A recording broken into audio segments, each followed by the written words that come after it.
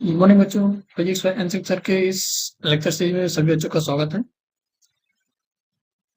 आज हमारा lecture number 6 होने वाला है। Lecture number 6। इससे पहले 5 लेक्चर हो चुके हैं और आज आपका lecture number 6। Lecture number 6 start करने पहले और मैं आपको प्रीवियस में जो भी क्लासेस हो चुकी हैं मैं उनके बारे में थोड़ा सा इंट्रोड्यूस कराना चाहूंगा। प्रीवियस लेक्चर्स में आपके जो टॉपिक्स हैं 1.1 अकॉर्डिंग टू एनसीईआरटी में बता रहा हूँ। इंट्रोडक्शन टू इलेक्ट्रोडायनेमिक्स ये हो चुका है आपका।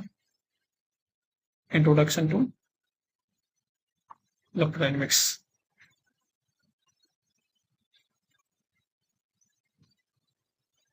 ये मैंने बता दिया। चार्ज बताया, चार्ज को समझा दिया है एंड प्रॉपर्टीज ऑफ चार्ज के बारे में बात भी हो चुकी है। प्रॉपर्टीज ऑफ चार्ज और जितनी बातें बताई गई हैं आपको शायद किसी और कोचिंग इंस्टीट्यूट में वो बातें न मिले, इसलिए ध्यान से पढ़ते रहें और नोट्स अपना बनाते रहें। कंडक्टर इंसुलेटर के बारे में बात हम कर चुके हैं। Conductor and insulator,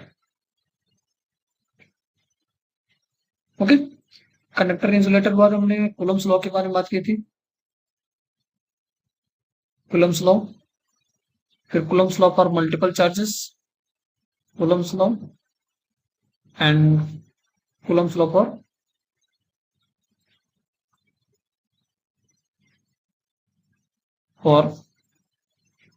multiple charges, charge distribution, okay. I hope की आवाज जा रही है क्लियर। ये इतने सारे टॉपिक्स हो चुके हैं आपके और आज हम लोग बात करेंगे इलेक्ट्रिक फील्ड के बारे में। इलेक्ट्रिक फील्ड के बारे में मैं हर एक लेक्चर में ये सारे पीवीएफ में जो भी हमने टॉपिक पढ़ा है वो उसके बारे में बताता रहता हूँ। होता क्या है कि जैसे हम लोग को प्रीवियस में क्या पढ़ चुके हैं वो अगर हमको मालूम रहता है और आगे क्या पढ़ने वाले वो मालूम होता है तो हमको चीजें रिलेट करने में आसानी होती है, ओके। इसलिए मैं पीछे के जितने भी लेक्चर्स हो चुके हैं, जितने टॉपिक्स कवर हो चुके हैं मैं उनके बारे में बता देता हूँ। जैसे कि आप इस कंफ्यूजन में ना कोई भी टॉपिक आपका एनसीईआरटी के अकॉर्डिंग छोड़ा गया है या उसको किसी तरह से हटा दिया गया है। जितने भी टॉपिक आपके एनसीईआरटी में दिए गए वो सारे मैंने कवर किए हुए हैं, आप जाकर के उनको देख सकते हैं। और लेक्चर नंबर 6 स्टार्ट करने से पहले मैं आपको बताना चाहूंगा अगर आप अपने दोस्तों के साथ इसको शेयर करेंगे तो उनको भी बेनिफिट होगा और आपके नॉलेज में इंक्रीमेंट तो हो ही रहा है, उनके भी नॉलेज में इंक्रीमेंट होगा, ओके। और अब स्टार्ट करते हैं लेक्चर नंबर 6 अपना इलेक्ट्रिक फील्ड। इसको बहुत ही ध्यान से समझेंगे। इलेक्ट्रिक फील्ड बेसिकली है क्या। तो प्रीवियस लेक्चर में हमने पॉइंट चार्ज या सोर्स चार्ज के बारे में बात किया था। पॉइंट चार्ज या सोर्स चार्ज के बारे में बात की थी। अब बेसिकली ये कौन से चार्ज होते हैं? ये ऐसे चार्ज होते हैं जो मतलब कि खुद का एक फील्ड क्रिएट करते हैं। खुद का एक फील्ड क्रिएट करते हैं। जैसे सपोज कीजिए यहाँ पर कोई पॉइंट चार्ज है क्यू। पॉइंट चार्ज क्यू हो गया।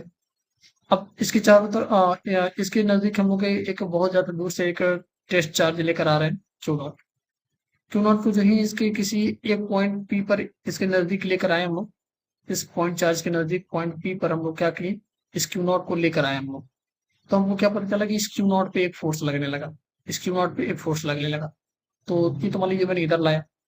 अब सेम इधर भी वही कॉन्सेप्ट आप लगा सकते हैं कि एक हमारे पास चार्ज क्यू नॉट यहाँ पे था, इसको भी इधर हमने किसी पॉइंट पी डैश पे लेकर आए तो पता चला कि हाँ भी आपको एक फोर्स लग रहा है। यानी कि इसके चारों तरफ किसी पॉइंट पर हम लोग क्या कर रहे हैं, इस टेस्ट चार्ज को लेकर जा रहे हैं। ध्यान से सुनेंगे, ये क्या है, टेस्ट चार्ज है। और इसका जो मैग्नीट्यूड है, क्यू नॉट का जो मैग्नीट्यूड है इस सोर्स चार्ज से क्या है, बहुत ही कम है। ये ऐसा हमको लेना ही पड़ेगा, अगर ऐसा नहीं लेंगे तो इसके नजदीक जो ही हम इसको लेकर के जाएंगे तो ये क्यू नॉट इस क्यू पे फोर्स लगाने लगेगा और ये कैपिटल क्यू क्यू नॉट पे फोर्स लगाने लगेगा। तो ये क्या करें, इसके कॉन्फ़िगरेशन को या पोजीशन को क्या कर सकते हैं, चेंज कर सकते हैं। इसलिए हम लोग क्या करेंगे, ऐसा ना हो इसलिए हम लोग क्यू नॉट को क्या करेंगे, बहुत ही स्मॉल लेंगे, जिससे कि इस क्यू पर ये ज्यादा फोर्स ना लग पाए। ये केवल ये सोर्स चार्ज इस क्यू नॉट क्यू के फोर्स को ये केवल फील कर सकते हैं, एक्सपीरियंस कर सकते हैं, इस पे बहुत ज्यादा फोर्स नहीं लगा पाएंगे। ओके, तो यहाँ पे देख सकते हैं क्यू की वैल्यू है क्यू नॉट से क्या बहुत ही ज्यादा है। तो टेस्ट चार्ज को लेकर जा रहे हैं इसके चारों तरफ। अगर स्फेरिकल सिमेट्री अगर हम लोग कंसिडर कर लें, स्फेरिकल टाइप का कोई ऑब्जेक्ट हम क्रिएट कर दे, उसका सेंटर में हमारे पास एक चार्ज रखा हुआ है, और जो ही इसके पास में लेके जा रहे हैं तो एक फिक्स पॉइंट के बाद इस पे बहुत ज्यादा अमाउंट ऑफ फोर्स लगने लग रहा है। ठीक है, बहुत ज्यादा अमाउंट ऑफ फोर्स लगने लग रहा है। ओके, और जो ही इस पॉइंट को इससे फिर दूर ले जा रहे हैं तो इस फोर्स की वैल्यू जो हो रही है अगेन क्या हो रही है, कम हो जा रही है, जीरो हो जा रही है। तो लोगों ने या फिजिसिस्टों ने यह अनुमान लगाया कि इसके चारों तरफ एक बाउंड्री अगर हम लोग क्रिएट कर दें, किसी भी चार्ज के चारों तरफ अगर ये बाउंड्री हम लोग क्रिएट कर दें, और उस बाउंड्री में जो ही अदर हम चार्ज अगर कोई एंट्री करता है, ध्यान से देखेंगे, ये एक हमने क्या कर दी, एक चार्ज के चारों तरफ एक बाउंड्री बना दी, और जो ही इसके अंदर कोई अदर चार्ज एंटर कर रहा है, जो ही इसके अंदर कोई भी अदर चार्ज एंटर कर रहा है तो उस पर फोर्स लग रहा है। तो फिजिसिस्ट ने क्या क्या नाम लिया, इसको बोला कि ये फील्ड है, ये इसका क्या है, एक फील्ड है। उस फील्ड में अगर कोई अदर चार्ज इंटर करेगा तो उस पर फोर्स लगेगा, उस पर एक फोर्स लगेगा। ओके, तो यहाँ से क्या चीजें निकल के आती है कि इलेक्ट्रिक फील्ड क्या है, किसी पॉइंट चार्ज या सोर्स चार्ज के चारों तरफ का एक ऐसा क्रिएटेड फील्ड है जहां पर कोई अदर चार्ज कोई फोर्स को अनुभव करता है, और फोर्स में भी अट्रैक्टिव और में भी रिपल्सिव हो सकता है। ओके, कोई भी चार्ज है उसको हम लेकर इसके अगर फील्ड में आ रहे हैं, तो जो ही इसके फील्ड में लाएंगे तो इसके ऊपर एक फोर्स लगने लगेगा, जो ही फील्ड से बाहर जाएंगे तो ये फोर्स क्या हो जाएगा, खत्म हो जाएगा। तो किसी चार्ज के चारों तरफ की वह बाउंड्री या वह स्पेस या वह सराउंडिंग जहां तक कोई चार्ज एक फोर्स को फील कर सकता है, उस पॉइंट चार्ज का क्या कहलाता है, इलेक्ट्रिक फील्ड कहलाता है। ओके, अगर आप इस तरह नहीं समझे तो आप इस तरह समझ सकते हैं कि अगर आप गांव में रहते हैं तो आपका एक फील्ड होगा, एक फील्ड होगा, जैसे मान लीजिए आपका ये ट्रायंगुलर रेक्टेंगुलर टाइप का फील्ड है, और आप इसी में सारा अपना खेती कर रहे हैं। अब इसके अंदर अगर मान लीजिए कोई अदर आकर खेती करने लगेगा तो उसको, या तो मान लीजिए कि जबरदस्ती कर रहा है तभी उसको डर लगेगा कि हम गलत काम कर रहे हैं, कुछ और काम कर रहे हैं, वो इस बाउंड्री के बाहर ही जो भी करना होगा बाउंड्री के बाहर ही करेगा, इस बाउंड्री के अंदर नहीं आ सकता। उसी तरह क्या है, यही चार्ज इंटर करेगा इसके फील्ड में तो इसके ऊपर एक फोर्स लगने लगेगा। उसी तरह अगर कोई अदर है इंसान है आपके फील्ड में आकर काम कर रहा है तो उसके ऊपर भी क्या लगेगा, फोर्स लगेगा, उसको भी डर लगेगा या किसी भी तरह का एक माहौल क्रिएट हो जाएगा। ओके, तो ये एक आपकी बाउंड्री है, इस बाउंड्री के अंदर आप जो चाहे कर सकते हैं, आपकी फील्ड है। कोई अदर अगर आकर इसमें अगर के मतलब कुछ काम करता है तो उसको क्या करना पड़ेगा, एक फोर्स को अनुभव करना पड़ेगा या एक प्रेशर को अनुभव करना पड़ेगा कि हम दूसरे खेत में आ चुके हैं। आई होप समझ में आ गया होगा। तो इसको हम लिख लेते हैं और इलेक्ट्रिक फील्ड। तो कॉपी कलम लेके बैठेंगे, जो भी लिखवा रहा है मैं उसको लिखते रहेंगे, इलेक्ट्रिक फील्ड ना क्या, ए चार्ज और charge distribution, A charge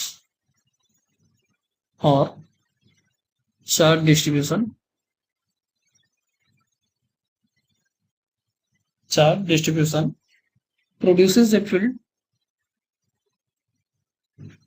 produces a field in space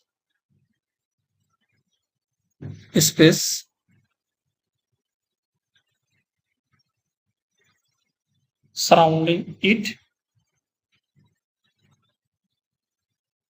in its in which its electrical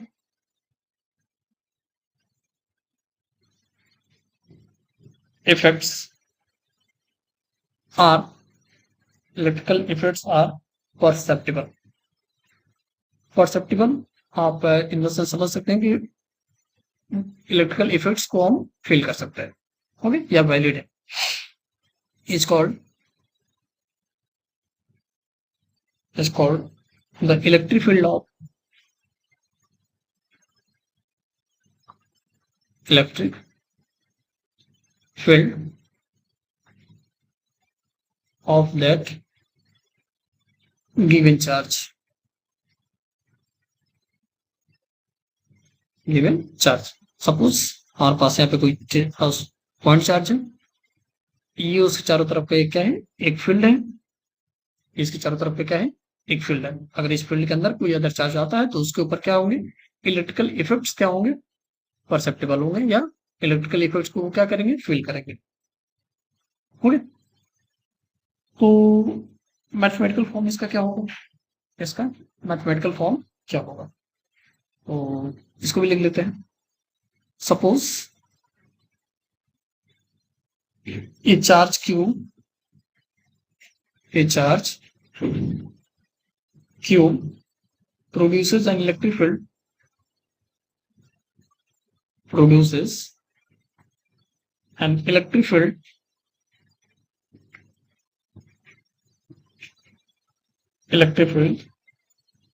everywhere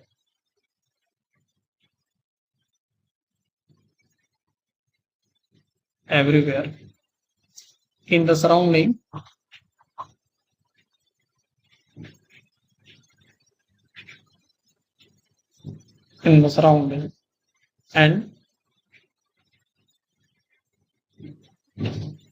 and other charge q naught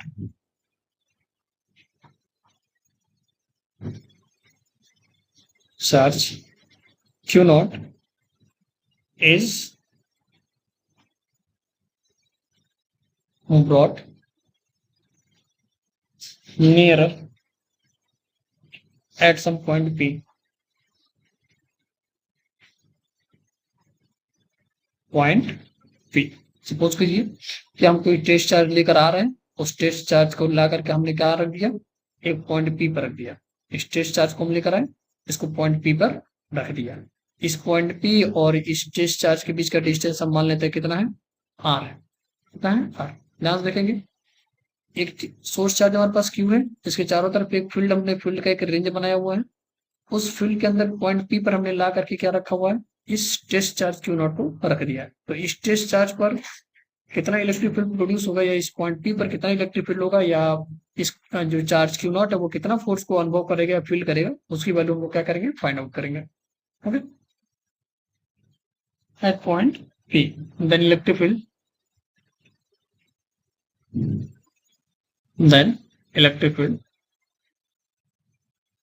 eight P क्या होगा आपका, equal to is function of R, तो हम लोग क्या लिखेंगे, E 1/4 Q upon R square unit vector R cap. ये point P पर प्रोड्यूसेस इलेक्ट्रिक फील्ड है। ओके, तो किसी फील्ड में अगर चार्ज का किसी अदर चार्ज पार्टिकल को अगर लेकर आ रहे हैं तो उस पर लगने वाला जो फील्ड होगा उसकी जो वैल्यू होगी आर डिस्टेंस पर, वो कितनी होगी, यहाँ होगा। मतलब कि इस क्यू नॉट पर जो लगने वाला फील्ड होगा वो कितना होगा, ये आपका हो जाएगा। अब आगे थोड़ा बढ़ते हैं, तो अब बात कर लेते हैं कि ये क्यू नॉट पे जो फोर्स लगेगा वो कितना लगेगा, इस क्यू नॉट पे फोर्स कितना लगेगा। Force on Q naught due to capital Q. Okay, तो क्यू नॉट पे इस सोर्स चार्ज क्यू के कारण फोर्स कितना लगेगा, तो कूलम्स लॉ से हम लोग क्या कर सकते हैं, कैलकुलेट कर सकते हैं। दो चार्ज के बीच जो लगने वाला फोर्स है वो कितना होगा, 1/4 epsilon naught first charge into second charge upon R square unit vector R cap. Question number 2। Okay, ये तो दो चार्ज के बीच लगने वाला फोर्स हो गया। अब क्यू नॉट जो हमारा टेस्ट चार्ज है उसके ऊपर फोर्स कितना लग रहा है, ये तो दोनों चार्ज के बीच लगने वाला फोर्स हो गया। क्यू नॉट पे लगने वाला जो फोर्स है वो कितना हो जाएगा, तो फोर्स ऑन, और यहाँ पे बिटवीन कर सकते हैं, फोर्स एक्सपीरियंस बाय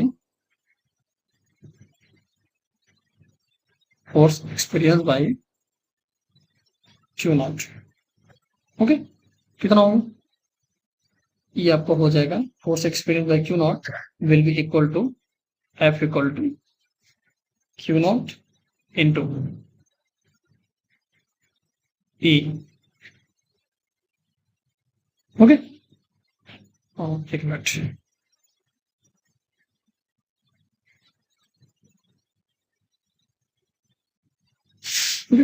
तो इक्वेशन फर्स्ट से यहाँ से अगर वैल्यू का जम लो तो हमको क्या मिलेगा, या फोर्स की अगर वैल्यू नो रखे तो हमको क्या मिलेगा, वो यहाँ से ई के फॉर्म में चेंज कर लेते हैं। तो ई के फॉर्म में हमको क्या मिलेगा, E equal to F upon Q naught. Okay, equation two से वैल्यू यहाँ पे पुट करेंगे, क्या मिलेगा, put value from two, then 1/4 pi epsilon naught Q Q naught upon R square unit vector R cap upon क्या हो जाएगा, Q naught. Q naught से क्यू नॉट क्या हो गया, कैंसिल। आपको मिलेगा E equal to 1/4 pi epsilon naught Q upon R square unit vector R. तो यहाँ से आपको दोनों रिजल्ट से सेम आपको एक्सप्रेशन मिल रहे हैं, दोनों रिजल्ट से सेम एक्सप्रेशन आपको मिल। तो बेसिकली ये एक्सप्रेशन आपको क्या बता रहा है, ये एक्सप्रेशन पॉइंट पी पर प्रोड्यूस्ड इलेक्ट्रिक फील्ड को बता रहा है। और इसके पहले जो हमने ये वाला एक्सप्रेशन लिखा था वो जो टेस्ट चार्ज क्यू नॉट है उस पे उसके द्वारा एक्सपीरियंस किए गए फोर्स को बता रहा है। ओके, तो ये क्यू नॉट जो एक्सपीरियंस कर रहा है और यहाँ पे जो फोर्स है इलेक्ट्रिक फील्ड है वो आपका पॉइंट पी पर लाकर उसको जब रख दिया तो वहां पे कितना इलेक्ट्रिक फील्ड प्रोड्यूस हुआ है, ठीक है, ये उसकी वैल्यू है। ओके, तो बेसिकली जो फोर्स लगा रहा है या उस पॉइंट पे जो फील्ड प्रोड्यूस हो रहा है वो उस पे लगने वाले फोर्स के क्या होगा, बराबर होगा। ओके, अब चूंकि हमारे पास ये जो क्यू नॉट की जो वैल्यू है, सिंस क्यू नॉट की जो वैल्यू है वो बहुत ही क्या है, कम है क्यू से, ये रिक्वायर्ड कंडीशन ही ऐसा होना ही चाहिए। अगर ये नहीं होगा तो फिर ये इलेक्ट्रिकल का जो यहाँ पे हमने एक्सप्रेशन लिखा वो आपका वैलिड नहीं होगा। ओके, तो since Q naught is less than Q, then electric field will be, okay, then electric field will be limit F upon Q naught. Okay, F upon Q naught and Q naught tends to zero. Q naught की value क्या होनी चाहिए, बहुत ही small होनी चाहिए। इस यहाँ से हमको केवल ही पता चल रहा है because it is a test charge, it can only experience और it can only experiences forces and field. Okay, that's why it is written in this form. तो आई होप ये समझ में आ गया होगा कि ये लिखने का सिंपल सा रीजन क्या है कि क्यू नॉट की वैल्यू हमेशा इससे क्या होनी चाहिए, कम होनी चाहिए। अदरवाइज जो हमारे पास सोर्स चार्ज क्यू है उसके जो पोजीशन है वो चेंज हो जाएगा, तो फोर्स और फील्ड की वैल्यू भी क्या हो जाएगी, चेंज हो जाएगी। तो यहाँ से आपको यूनिट और डायमेंशन की अगर हम बात करें, unit unit of electric field, तो फोर्स का यूनिट क्या होता है, न्यूटन, और क्यू का यूनिट क्या होता है, कूलॉम। तो आपका क्या हो जाएगा, न्यूटन पर कूलॉम। ओके, इसको इस तरह से लिख सकते हैं, न्यूटन पर कूलॉम। ओके, नो डायमेंशन क्या हो जाएगा, अब यहां से अगर डायमेंशन निकालें, dimension of electric field, electric field तो कितना हो जाएगा, dimension of E will be dimension of F upon dimension of Q. Force का जो डायमेंशन होता है वो आपका होता है 11th हमने पढ़ा होगा mlt पर -2, और क्यू का हमने स्टार्टिंग बताया, चार्ज का जो डायमेंशन होता है वो आपका कितना होता है, ए टी। ऊपर ले जाएंगे सॉल्व करेंगे तो कितना मिलेगा, mlt पर -2, ये आपका हो जाएगा ए पर -1 टी पर -1, और सॉल्व कर लेते हैं तो क्या मिलेगा, एम एल टी पर -3 ए पर -1, ये आपका क्या हो जाएगा, इलेक्ट्रिक फील्ड का डायमेंशन हो जाएगा। स्केलर और वेक्टर की बात करें तो हमारा जो इलेक्ट्रिक फील्ड का जो डायरेक्शन है वो फील्ड इलेक्ट्रिक फील्ड का जो डायरेक्शन है उसके डायरेक्ट अलोंग ही होगा, या joining the line between the two charge के अकॉर्डिंग ही होगा। तो ये डायरेक्शन भी है, मैग्नीट्यूड भी है, इसलिए इसको क्या लिखेंगे, एक vector quantity. It is vector quantity.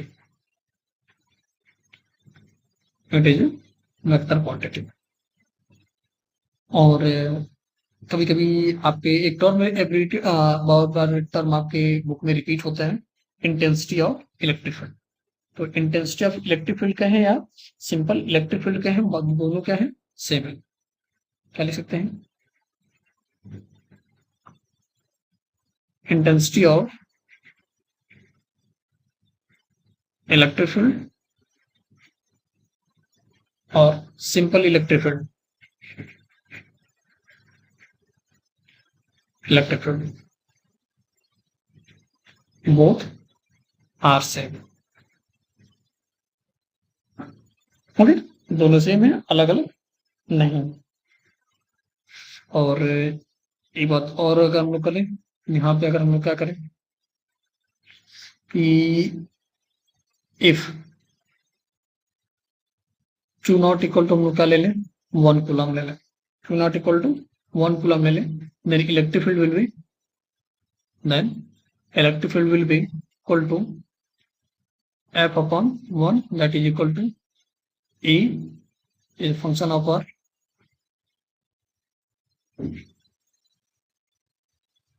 मतलब क्या हुआ कि अगर हम लोग यूनिट कूलम, एक यूनिट कूलम चार्ज को अगर ला के किस पॉइंट पी पे रख रहे हैं, तो उस पे लगने वाला जो फोर्स होगा वो उस पॉइंट पे प्रोड्यूस इलेक्ट्रिक फील्ड के क्या होगा, बराबर होगा।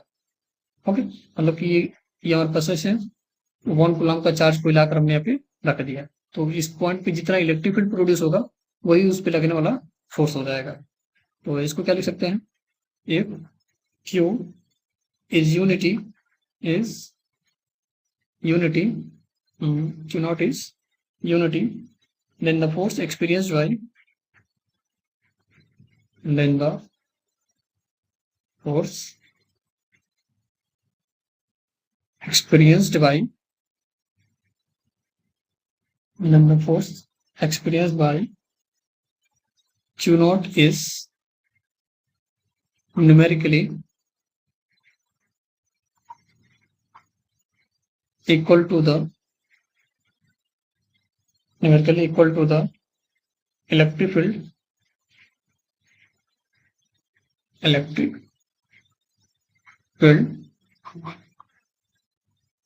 at that point। ओके, तो ये ऑल ओवर, ये बेसिक मैंने बातें की इलेक्ट्रिक फील्ड के बारे में।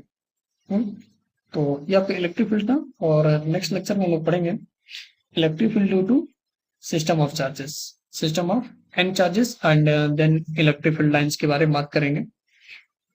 तो आई होप कि आज के लेक्चर में आपको इलेक्ट्रिक फील्ड का कॉन्सेप्ट समझ में आया होगा, और अगर समझ में आ रहा है, आपको थोड़ा बहुत भी अगर बेनिफिशियल हो रहा है, तो वीडियो को जरूर शेयर करें अपने दोस्तों के साथ, अपने मित्रों के साथ, जिससे कि वो भी हमसे जुड़ सके और प्रॉपर नोट्स बना सके board exam point of view से।